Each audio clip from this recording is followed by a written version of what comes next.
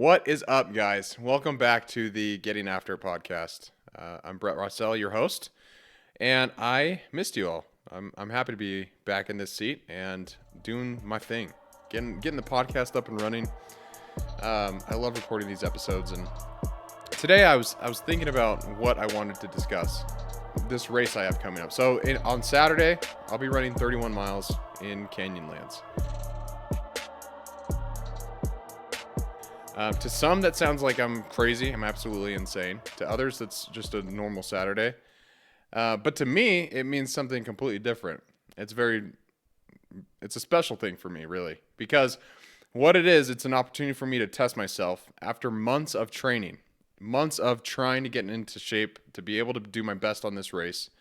And Saturday, we're going to see if all that work has paid off. I'm going to do my best. I'm not necessarily worried about time. My most important thing, at least for me, with this race is completion. Like I want to make sure that I get this done. I want to have a better experience than my last 50K. So today I want to talk about 5 things that I've used in my training, this training block, that have helped me stay focused, stay on track, hit milestones, stay motivated, and stay disciplined through the whole thing. So we'll talk about those, but this isn't just going to be an episode about running. I want to make that clear. I'm going to be talking about running quite a bit. It's a great metaphor, and it's a great analogy that I'll be able to tie into how these principles that I've used for training also apply to everyday life and other goals that you might have for yourself. So I want you to kind of put yourself in your own shoes wherever you're at. Think about the goals that you have and how these certain principles can translate over to those areas and help you get one step closer to your goals. That's what Getting After it's all about. It's not about being perfect. It's not about being the best. It's not about, just grinding until you have nothing left to give. What Getting After it is about is making slow progress. Not slow. I wouldn't say slow. Progress sometimes can be slow, but the goal with this podcast, with this community, is to help you stay motivated, to stay on track, to have these resources that when you do feel like you're faltering or you feel like you're getting off track, it helps brings you right back, right? And so the first thing I want to talk about that applies to my training block is the idea of the work. And let me be clear. The work is the ticket to the starting line. Without it, it's not going to get you very far. How you prepare for any race is how you're going to show up on race day. Like, you have to be focused. You have to be driven. You have to stay consistent. You have to show up when you don't want to. And there are days where I didn't want to do it. Like, even yesterday, I was, like I said, this race is this weekend. So yesterday was a little bit of a lighter training day. It was just half marathon out in the trails, which leading up to the 50K, got all the way up to a marathon distance. So this was kind of nice for me. It was kind of a break. I was feeling great. One of the best runs I've had in a long time until around mile 6, and I fell. You can kind of see on my hands, like, it's still all jacked up. My knee looks worse. It was bleeding and it was hurting. And I was like, I still have to go back to the car. I could have, from where I was at, I could have gone back to the car. It would have came out to be like a 9-mile run. And I could have blamed it on the fall, the injury, whatever you want to say. But I was determined because I've told myself in my head, the race, you have no idea what's going to happen to you. It could be raining. You could fall at the beginning of the race and have blood going down your knees.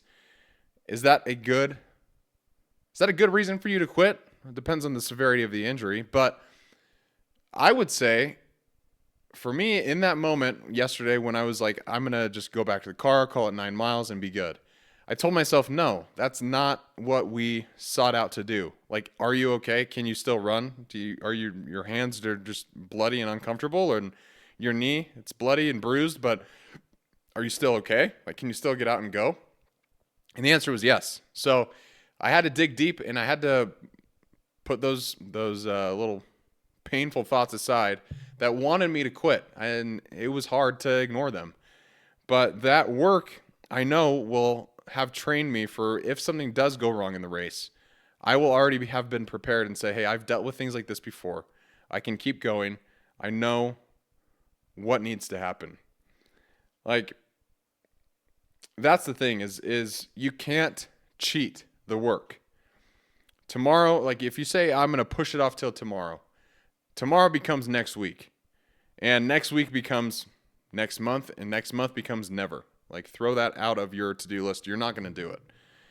Might sound harsh, but that's human nature. That's how kind of we all operate. Is if we're not bought into the thing that we're doing, and we start missing days, we start getting lazy, we start not really being in it for the long run. We start losing sight of the vision, and we lose sight of the goal. And comfort decides for us that we'd rather have it a little bit easier today. You know, whatever the scenario might be. But that is a trap that many of us can fall into. Is if you miss a few days, you could be telling yourself, like, maybe I'm not set out for this. Or you could be telling yourself, hey, I missed a few days. Let's reset. Let's get back on track. It's up to you. But also, I think back to 2 weeks ago when my brother and I, we ran a marathon on a treadmill because the area we were going to go, it was basically just a bunch of washes in the desert of Arizona and lots of flash floods. We got rained out basically. So we decided, hey, the work still needed to be done. We still had to go out and get the 26.2 miles, and we were going to either figure out how to get it done on roads which were flooded, or we're going to just go and get it done on a treadmill. We decided for the treadmill because we wanted to get it done. We wanted to make sure there were no excuses. And it was not glamorous. It was not like the most exciting marathon I've ever done. It was on a treadmill. And it was 3 hours and 44 minutes. It was horrible. But anyways, that still, it was important because we had to get it done. And I know that training from the treadmill run that I did with Drew, it'll help me stay strong in the actual race because I'll be like, hey, you know what? If things get boring, I know I can run a marathon on a freaking treadmill, so I can do this. This is fine. But that's the importance of doing the work. It builds evidence that you are who you say you are. And it builds that proof that, hey, you're going to be fine on this race. You've trained enough for it. You're going to be fine. And again, that's not just for running, because you can apply that principle to everything that you do in business. It's just, oh, let me back up. You could do it in business. You could do it in your relationships. You can do it in your hobbies. You can do it in really anything that you are trying to accomplish in your life. The work is your preparation. The work is your practice, whatever you want to call it. But the work is you showing up for the thing on a regular basis. When it's hard, when it's not easy, and that's life. How are you going to show up when life is hard, when life is not going the way that you expected it to? Are you going to still get the work done? Because like I said at the beginning, the work you do is your ticket to the starting line. Like, you don't get to show up on race day without it. So think about the things that you're trying to accomplish. What's the work that you need to be doing on a regular basis to get you there? To get you to the next level, which will immediately or eventually get you to your goal, right?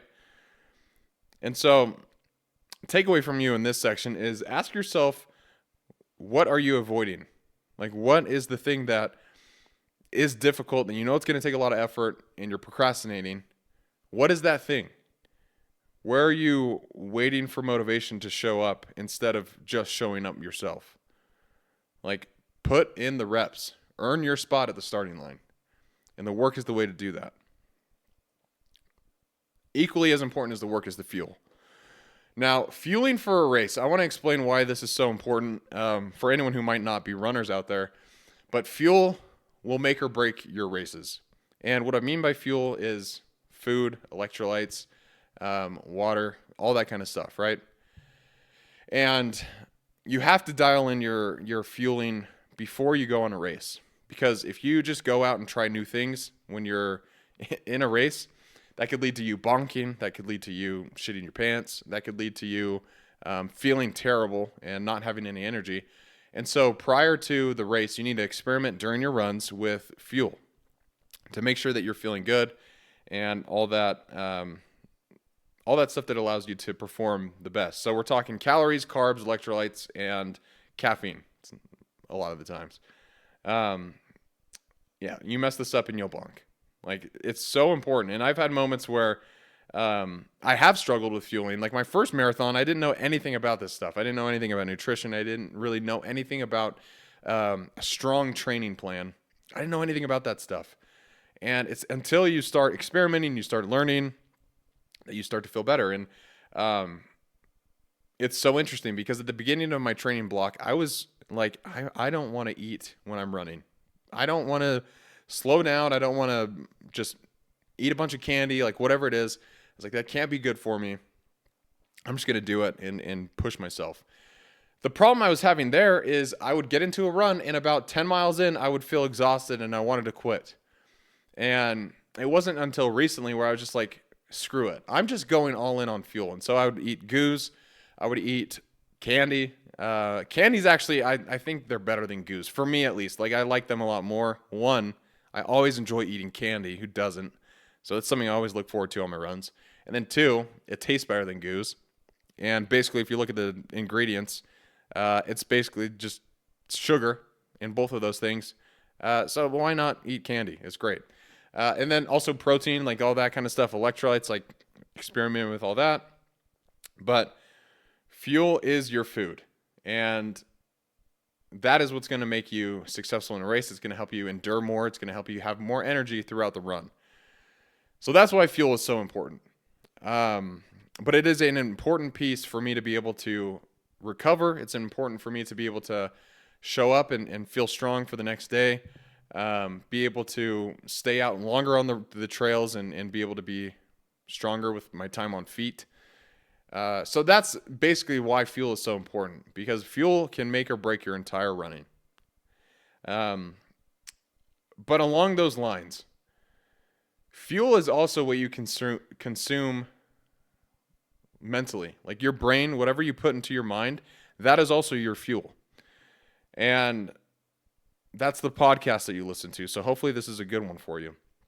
It's the conversations that you have with people, and it's the people that you follow, the content you're seeing all the time. And a lot of the times, like, I will ask myself, is what I'm seeing on social media or is the podcast I'm listening to, is it worth my time? Am I learning something?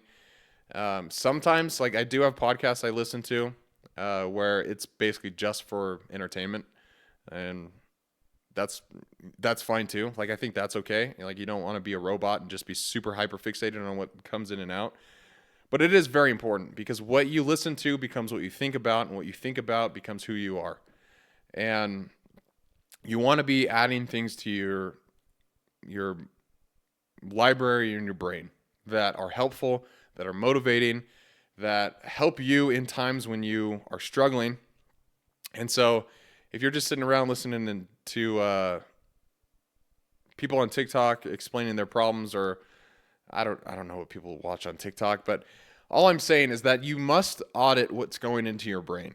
You must take a step back every now and then and say, is this knowledge worth my time? Is this making me smarter, or is it making me dumber? And a lot of the times when I go on TikTok, it tries to make me dumber. Even Instagram Instagram too. But I go on there and I'm like, I feel like I'm just losing brain cells. So I've tried getting off social media just a little bit, and it's been nice, honestly. But there are also times where I go on social media and I feel motivated. Like, I see David Goggins finishing the Moab 240, which is an unbelievably difficult race in southern Utah. And I see that guy who has countless knee surgeries and who has legs that don't work great. Like, I saw him cross the finish line and he obviously looked like he was in pain, but he did it. And so, like, that's a good thing for me to see, is like, hey, this guy knows how to push himself. It is possible to have legs that are destroyed and still be able to run a 240-mile race. That's pretty cool. And so when I started paying attention to what I'm putting in both physically and mentally, I started seeing a difference. Like, my runs got stronger, but also so did my mindset. And that's one of the reasons why I want to have this podcast in general is because there's some things I wish I would have known when I was younger that could really have helped me in the time that I might have needed it. But it's also an opportunity for me to help others learn from my mistakes, from the lessons I've learned, and hopefully it leaves a positive impact. That's the goal with this. And when I started feeling my mind and my body kind of in tangent with one another, like kind of the same fuel, right? Good whole foods, and same thing with like the information I'm studying. It's like I want good content. I want things that are going to make me better. And so I would audit what your fuel is. And that could be both physical, like your food, and mental. What's going into your brain? Like, what are you consuming that gives you energy and motivation to keep going? And what's draining you? Make some kind of change. Because what you put in is what you're going to get out. Like I said in the middle of that one, what you listen to, what you look at, becomes your thoughts, which becomes who you are. Support is the next thing that we're going to talk about today, because support is something that is critical for really anyone that's going after a big goal. Like, you have to have some kind of support. And if I've learned anything in this training block, it's that no race is ever run alone. And I'll get into that, but I'll be the one with sore legs on Saturday after our race, but I would not have been able to make it to the start line without the support that I have with me. And I'm training with my wife and my brother for this race. They're both doing it as well. And it makes it easier because, of course, they're doing the same thing. We have the same goal, so we hold each other accountable. We're making sure that everyone's feeling strong and ready for this thing. And for me personally, I am so grateful for like the fact that I have Allie and Drew doing this with me. Like, Allie puts up with all my training. She does the same. And we have different schedules, but like some days I'll get home from work and have to go on a run. And, we don't see each other very much. So she puts up with that, which is pretty amazing, especially on the long training days. She's very patient. And Drew, he's logged countless miles with me by my side. And it's been fun, with him. Like, we're learning, we're growing together, we're building our endurance, and it's been so cool to be able to share that experience with him so far. And it's true what they say, suffering with someone makes you closer to that person. It's been a blessing to be able to run with Drew. Like, we've had some great conversations. I ran with Allie a few times. She doesn't like running with me, because she says I'm too fast, but I don't care, Al. Like, I'll go as slow as you need. You're fast though. Allie's fast. She likes to downplay it. She's pretty fast. She ran a half marathon the other day, and at the end of it ran like a 7-minute mile. So she's pretty fast. Shout out to Cakes. But anyways, having people by your side who you can rely on, who you can ask questions for, is really a game changer when it comes to pursuing your goals. Like, there is a saying, you can go fast alone, but farther together. And I felt that. And with this pillar, I'll call it, it's difficult because not everyone has the opportunity to find some kind of support groups. They don't have people in their lives that are cheering them on. They don't have cheerleaders like Allie for me. There's people out there who, don't have a supportive family. They don't have supportive friends. And that's a hard place to be. I've been there a few times where it kind of feels like you're alone. But the beautiful thing is, with technology and with so many things out there, if running's your goal, if that's what you want to do, run clubs have been popping up everywhere. And so I'm sure you could do a quick search on Facebook or wherever and say like running groups in Wichita. Like, I don't know, random place. Like, I'm sure you can find something there. Also, I kind of shot social media in the foot, just like by talking crap about it. But social media is great for connecting with people. Like, that's what the purpose originally was. Now it's kind of just like to brag and do random crap. But try and connect with someone. Like if there's someone at work that likes to run, ask them if there's a time where you guys can get together and you can run together. I don't know. But if you need support, if you're trying to seek out support, one, reach out to me. I will always support anyone who's trying to do great things. I'm always here. Even if it's just you're trying to make some life changes, I will always be someone who you can reach out to. That's what Getting After It is about, is building a community of people who are all in the same mindset, who all have the same goal, not goals, but the same drive and the same hunger to become the best version of themselves that they can be. And so eventually I want it to be able to, reach across the US, eventually the world, and have people just in this community who are like, yeah, let's go. Let's bring the heat. Hey, you know what? Why not? I'll go on a run. Or, if someone's like, hey, I'm struggling, I want people to be like, hey, this is what I was in that similar situation. Here's what I did. This is what helped me. Could help you. Like, I want people supporting other people. That's what's going to make this thing great, is if we're all in it together and we're all trying to make each other into great people and achieve their goals. That's the thing. That's what we got to do. That's what Getting After It's about. And that's why support is so important, because like I said, you can go fast alone, but farther together. Excuse me. I mean, it's very different. Like I said, everyone's in a different situation, but maybe text one person today that supported you recently and just thank them. Like, don't assume they know how grateful you are. Like, you'll be surprised by how much it matters to those people who do support you. And so try and find one person who supported you and just send them a text. Say thank you. Because support goes a long way. We only get stronger together. Now, the fourth pillar arguably might be the most important. Consistency. I've talked a lot about consistency on this podcast, but there's a reason for it. It's because consistency is what gets you to the finish line. If the work gets you to the starting line, consistency is what's going to pull you across the finish line. Consistency is showing up on the hardest days. Consistency in general is just boring. Like, it's not a flashy or sexy thing to talk about, but it is everything. Consistency is everything. Anyone can go crush one big workout. Anyone can go show up and run a long distance and call it good. But can you show up for months? That's the real question.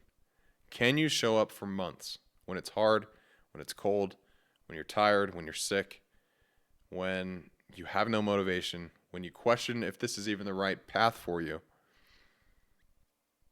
Consistency is what builds the base, week after week, mile after mile. Some days the hardest part, sometimes it's not even the workout or the run.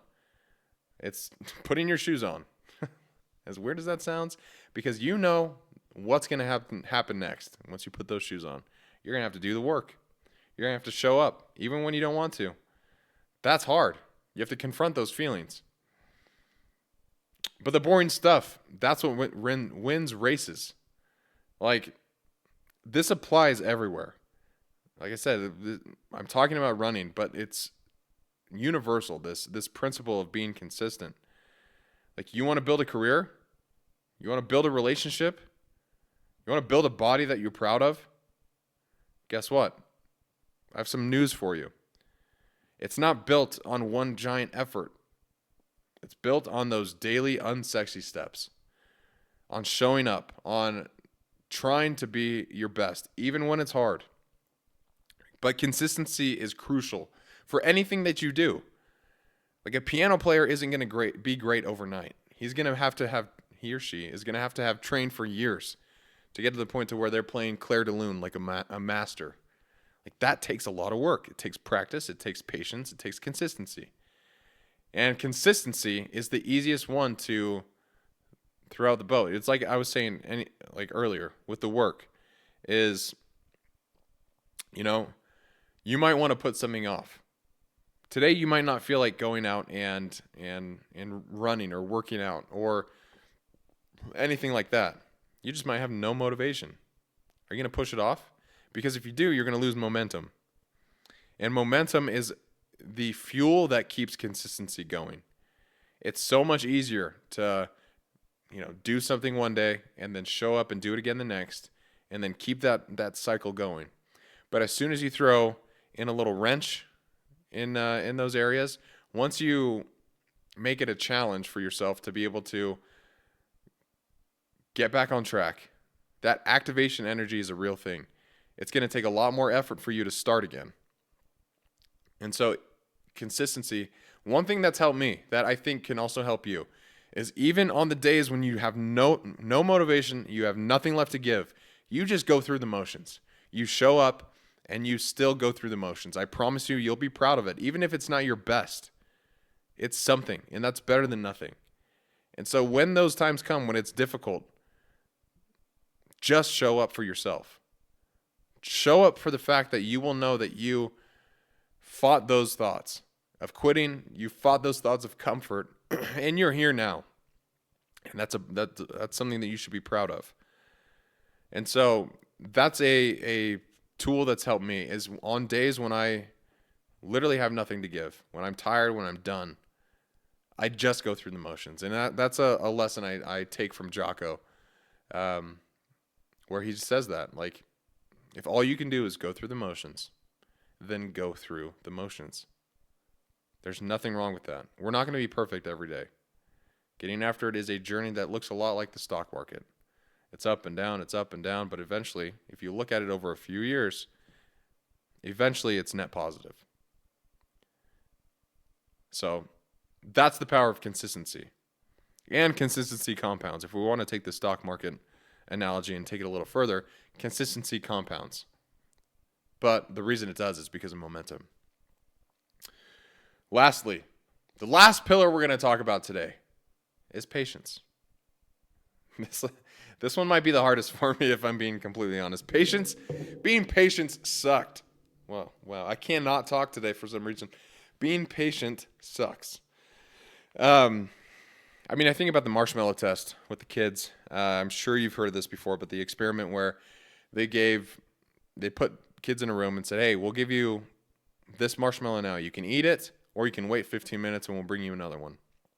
And many of the kids ate the marshmallow right away. Some of them waited a few minutes, but then ate it. But there were a few that they did wait, and they got 2 marshmallows in the end. And a couple things that are interesting there. One, that study continued to follow the people throughout their lives, the people who both ate the marshmallow and who waited until they got a second one. And the people in the group who waited, they were successful in almost everything that they did, from their careers to their relationships to all their endeavors. And the other group that ate it right away, they struggled with some of those things. And so it's kind of an interesting concept to think about is patience played into the success of those kids. It's just a simple test, but they saw a lot from it. They got this data back that said, like, hey, the kids who waited were much more successful. And I think there's a few reasons why. The first being that anything great that you pursue requires patience. You're not going to get it overnight. And so if you think that that's the case, if your mindset is wired for instant gratification, you got to throw those thoughts out there, because that's not how it works most of the time. And I wish it did, but it doesn't. The second thing is people who are patient are able to be more resilient, because there will be days when you feel like you're knocked down. There will be days when it feels like you're making no progress. There's days when you don't get the answers that you want. But if you're able to stay patient and have a positive mindset through this time, it'll get you further. And so if we bring this back into training, this block has taught me a lot about patience. Patience to recover, patience to trust the plan, and patience to let the miles stack up. Because even on runs, when I'm going for long distances, it takes patience to keep going, because it's sometimes you're like, man, I could be doing so many better things right now, but really, can you? Like, it's just a question you got to ask yourself. But you have to be patient. You have to be patient if you want to see any of your goals through. Because that work, pillar number 1, that's going to take time. Like I said, it's a daily effort, a weekly effort, a monthly effort. And you have to be patient to see those results. And then with consistency, the same thing. Like you have to be patient to see the results. There's this stoic idea that is pretty interesting, and I love it. And it says, nature does not hurry, yet everything is accomplished. And that's patience. Because the truth is, progress probably will be slower than we want it to be. And that's okay. Can you stay in the fight when there's no gratification? When there's no instant gratification, you have to wait and have delayed gratification. Can you have delayed gratification? That'll set you apart. That'll make you a stronger person. In your career, if you're working for a promotion, do the work. And don't expect a reward until that promotion comes. Just dig deep, focus, put your head down, and keep working. Same thing with fitness goals. Like you need to show up every single day.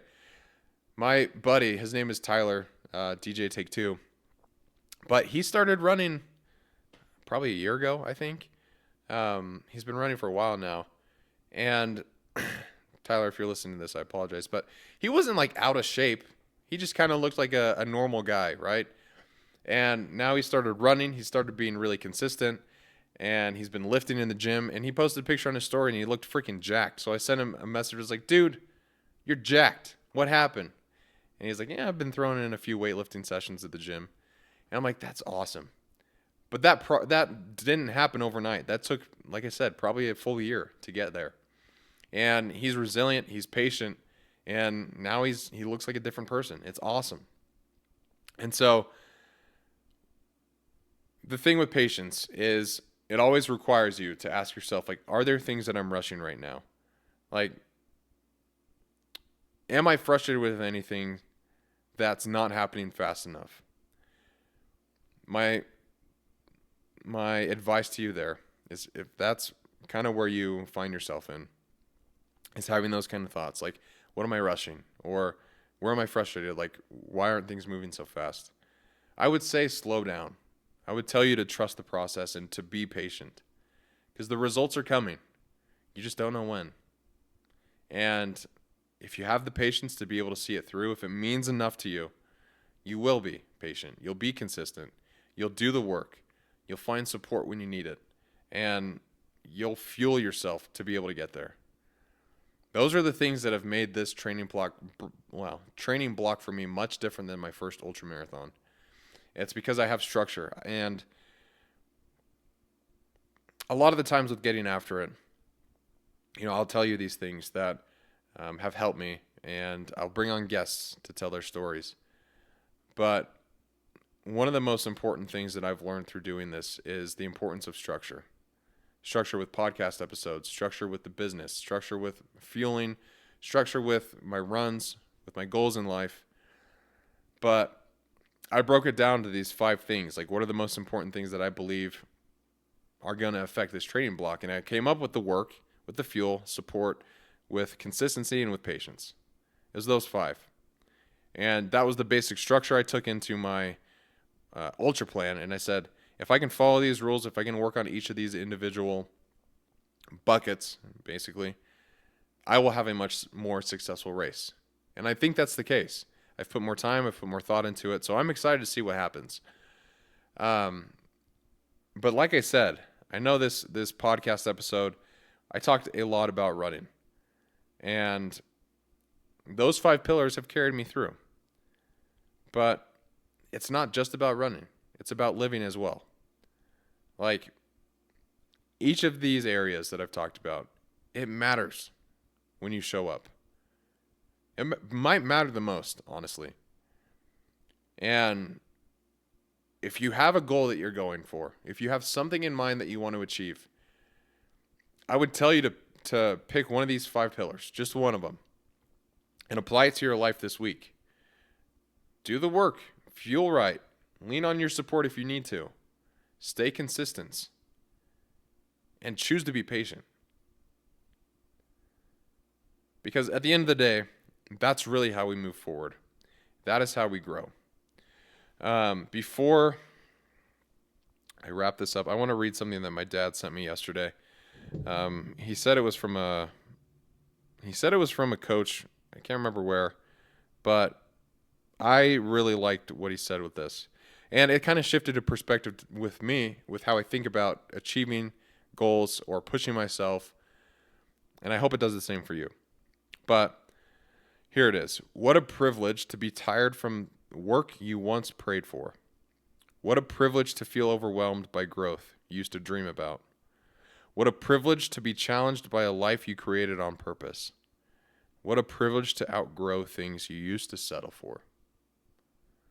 That last one hit me hard. What a privilege to outgrow things you used to settle for. Growth is uncomfortable, but think about where you came from. Think about how far you've come. And recognize that where you're at now is not the end. It's just a beginning for another growth spurt. Like you might feel like you've been stagnant for a while. And maybe that's a sign for you to level up your game, to push yourself just a little bit more. There's nothing wrong with that. That's life. So I hope that some of these things have helped you guys. I try and put a lot of thought into these podcasts just because I want them to be beneficial for everyone. So I hope it was for you. And if it was, please leave a comment. That always helps on Apple, Spotify, or even YouTube. All those things help. But I would love to hear from you guys if there's any topics you would like me to cover, anything like that. So always let me know. But I appreciate you guys listening. This podcast would not be a thing without you. So as always, keep getting after it. Thanks, guys.